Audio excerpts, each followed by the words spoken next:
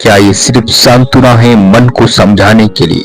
क्या ये संभव है जो भी होता हो ठीक होता हो?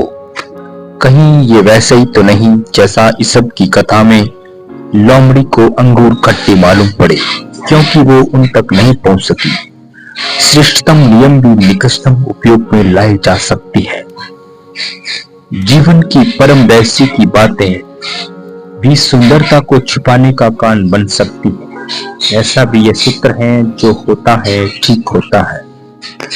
उस लोमड़ी की कथा हम सब ने पढ़ी है जो अंगूरों के गुच्छों को तोड़ने में संलग्न थी। बहुत उछली कूदी, उसने पूरी शक्ति लगाई लेकिन अंगूरों के गुच्छे को नहीं पा सकी।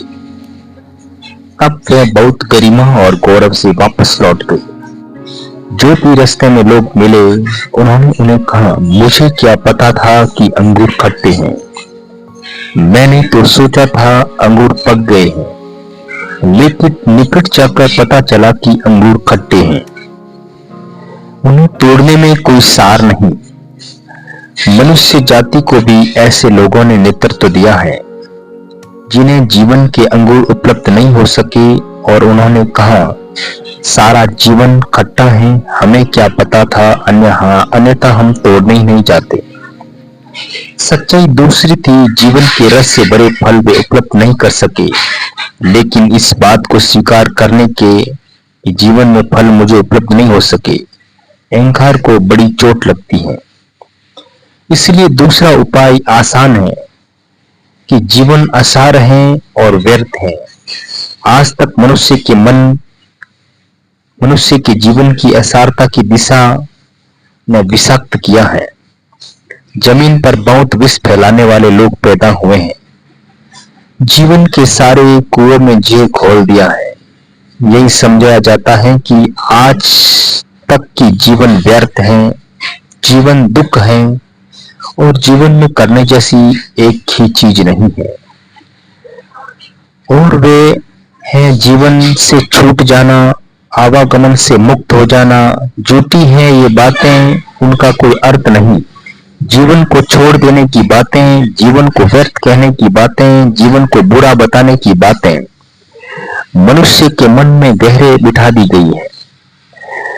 और ऐसा चित्त अगर प्रारंभ से ही इस जीवन को दुख मान लेता है, अगर जीवन में आनंद नहीं पा सके तो जिम्मेदार कौन? हम सब जीवन में दुख से भरे हुए हैं। ये जीवन का दोष नहीं, ये जीवन को देखने का हमारा गलत दृष्टिकोण है। जिन्होंने जीवन को दुख से भर दिया है। जीवन बुरा नहीं, हमारा मन विषाक्त है, हमारे मन रुग्ण है। जीवन में कांटे ही कांटे नहीं, और नहीं जीवन ऐसा है कि उसे छोड़ देना, उसे मुक्त हो जाना, उसे भाग जाना ही एकमात्र लक्ष्य हो। नहीं, ये बताने वाले लोगों ने सारी मनुष्य जाति के मन में अंधकार पूर्ण कर दिया है। यही लोग जिन्होंने आदमी के जीवन की निंदा की है। जीवन अनुभव करने की क्षमता को, पात्रता को कम करने वाले लोग भी हैं, लेकिन उनकी शिक्षा का प्रभाव अब तक रहा है। जीवन विरोधी शिक्षाओं के प्रभाव ने ही मनुष्य की ये विकृत दशा पैदा की है। एक चर्च में एक सुबह उस चर्च के धर्मगुरु ने अपने सुनने वाले लोगों से एक बात कही। हो सकता है आप भी वहां मौजूद रहे हो, शायद अपने ये बात सुनी भी हो। उस धर्मगुरु ने क्या कहा कि मेरे मित्रों, इसमें से कितने लोग स्वर्ग जाना चाहते हैं? जो लोग स्वर्ग जाना चाहते हैं अपने हाथ ऊपर उठाइए। धर्मगुरु ने सोचा था कि सभी लोग हाथ ऊपर उठा देंगे। करीब करीब सभी लोगों ने हाथ ऊपर उठाए थे, लेकिन सामने बैठा हुआ एक व्यक्ति हाथ नीचे किए ही रहा। सभी स्वर्ग जाना चाहते थे। धर्मगुरु ने बहुत आश्चर्य हुआ। क्या ऐसा भी कोई आदमी हो सकता है जो नरक जाना चाहता है? फिर उसने क्या कहा, अब आप अपने हाथ नीचे कर लें और अब मैं पूछता हूं, जो नरक जाना चाहते हैं वे अपने हाथ ऊपर उठाइए। एक भी आदमी ने हाथ नहीं उठाया। उस आदमी ने भी नहीं उठाया जिसने स्वर्ग जाने के लिए हाथ नहीं उठाया था।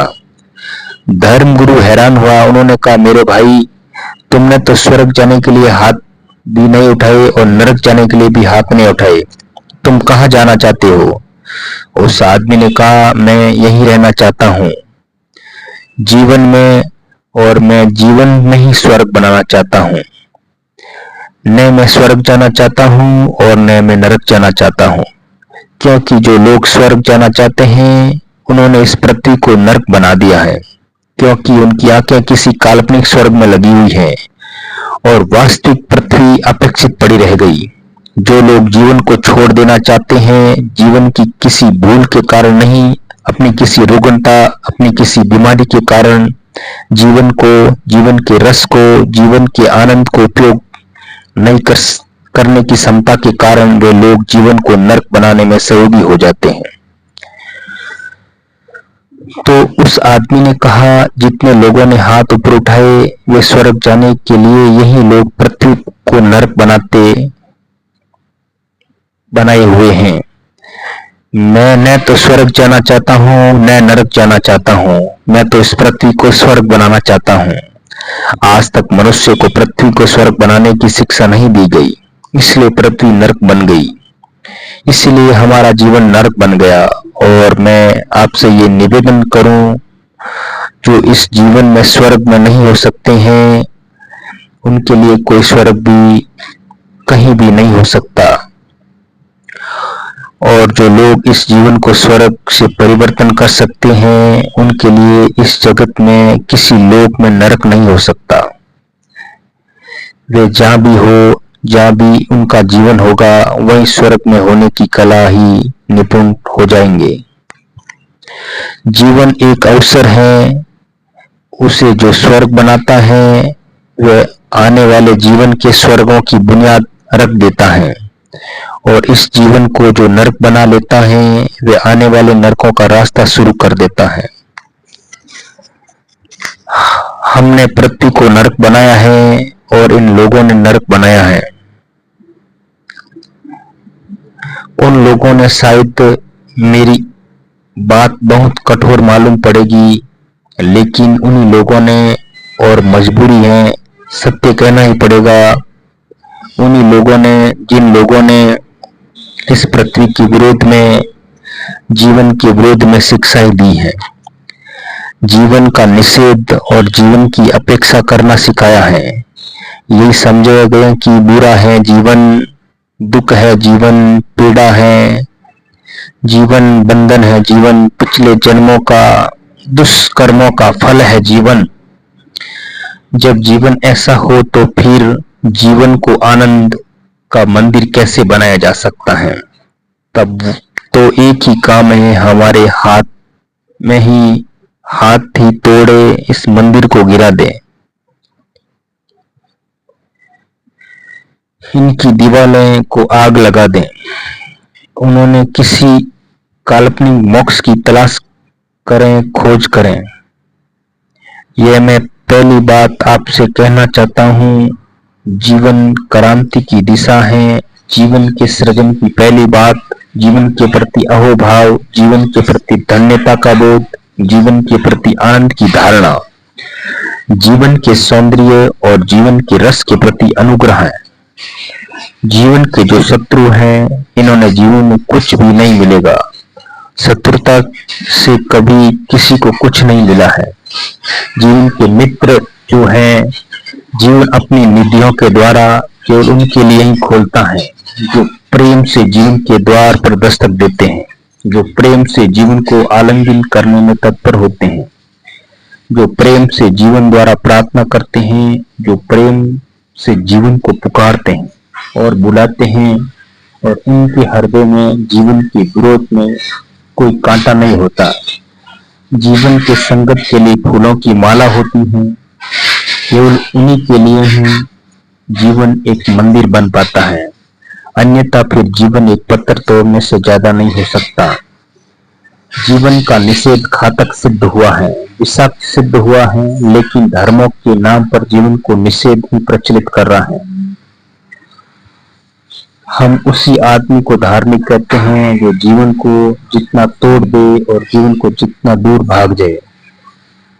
ये जीवन का जितना शत्रु हो, जीवन का जितना तिरस्कार, जिनकी निंदा कर सके, जितनी निंदा कर सके, जीवन को इतना कृतज्ञता, जीवन को जितना बुरा सिद्ध कर सके, जीवन को जितनी गाली दे सके, वह आदमी उतना ही बड़ा धार्मिक प्रतीत होता है।